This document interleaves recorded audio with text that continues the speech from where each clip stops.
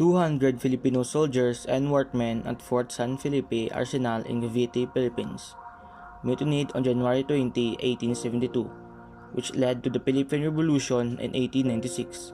The 1872 Cavite Mutiny was sparked when Governor General Rafael D. Izquierdo removed workers' tax and enforced labor exemptions. The Spanish colonial government used the uprising to incriminate and garrote three martyr priests on February 17, 1872, in Bagong Bayan and several other Filipino leaders. Cavite Mutiny is one of the Philippines' greatest historical events and sparked Filipino nationalism. Today, this incident is controversial because various accounts speak to its causes and events. There are two first-hand accounts of the 1872 Cavite Mutiny, the Spaniards and Filipinos. We will now determine who is telling the truth. Spanish accounts. Jose Montero y Vidal, a famous Spanish historian, characterized the event as an undue attempt to overthrow the Spanish government in the Philippines.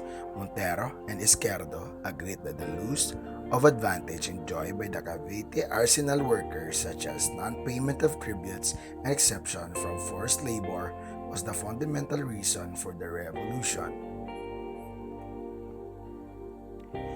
They also cited the Spanish Revolution, which overthrew the secular throne, unrestrained press propaganda, democratic, liberal, and republican books, and the pamphlets reaching the Philippines, and the presence of the native clergy who, out of animosity against the Spanish friars, conspired and supported rebels and enemies of Spain.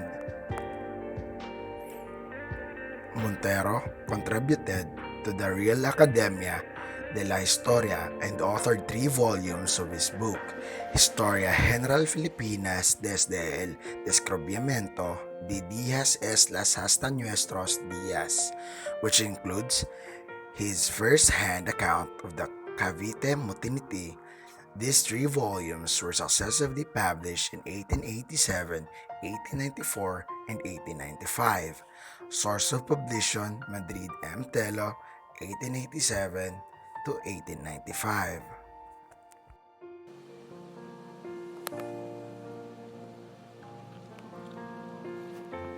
From 1871 until 1873, Rafael Izquierdo served as the Governor-General of the Philippines.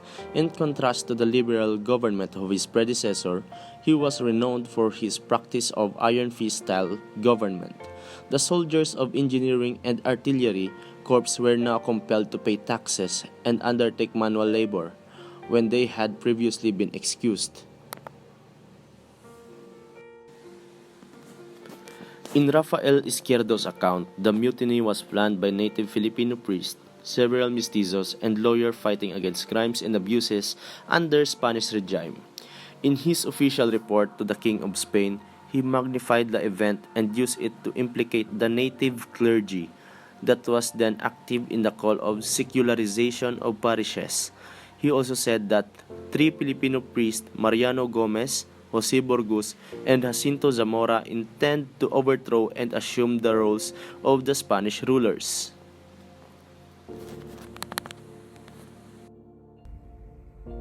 Filipino accounts. First, the story of Filipino surgeon, historian, and politician of Spanish and Portuguese ancestry. Trinidad Pardo de Tavera.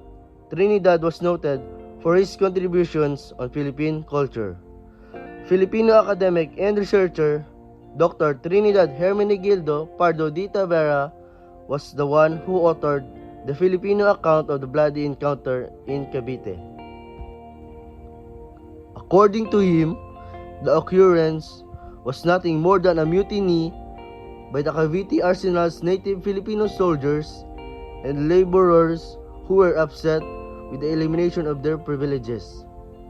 Indirectly, Tavera accused Governor Izquierdo's ruthless measures, such as the termination of privileges for the arsenal's workers and native army personnel, and the restriction of the establishment of schools of arts and trades for Filipinos.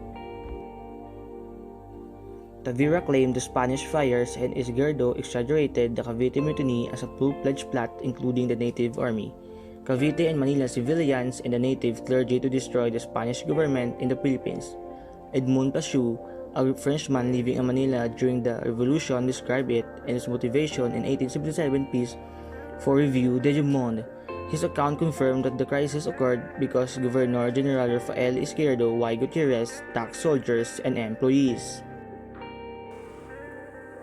His forced labor angered laborers and troops in Cavite Fort. On January 20, 1872, the day of the mutiny, workers were astonished and angry when the tributes and forced labor payments were deducted from their pay. They immediately staged a mutiny, but it was suppressed due to the poor coordination. The historical source of the 1872 Cavite Mutiny, written by Jose Montero y Vidal, Governor General Rafael Izquierdo, Dr. Trinidad Pardo de Tavera, and Edmond Pascu, was cited by the Gregorio Zaida and Sonia Zaida in their 1990 Metro Manila, Philippines published book, Documentary Source of the Philippines History, 33.6 kilometers from Cavite. Causes of Cavite Mutiny. Evidently, the Spanish account emphasizes that the basis for the revolution was the loss of privileges enjoyed by the laborers of the Cavite arsenal, including exemptions from tribute payment and employment in polo servicios or forced labor. The presence of the indigenous clergy in opposition to the Spanish friars conspired and backed the rebels. According to the Spanish accounts, 1872 was premeditated, part of a large conspiracy involving educated leaders, mestizos, lawyers, and Manila and Cavite inhabitants. The account details that the area of Sampaloc celebrated the feast of the Virgin Loreto on January 20, 1872, accompanied by a fireworks show. Allegedly, the Caviteños misunderstood this for the signal to begin the assault.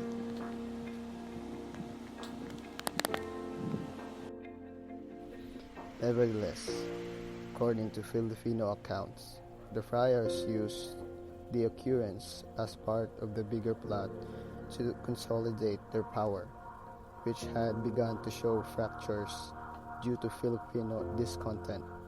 They portrayed the mutiny as part of a larger plot by Filipinos to topple the Spanish government in the Philippines.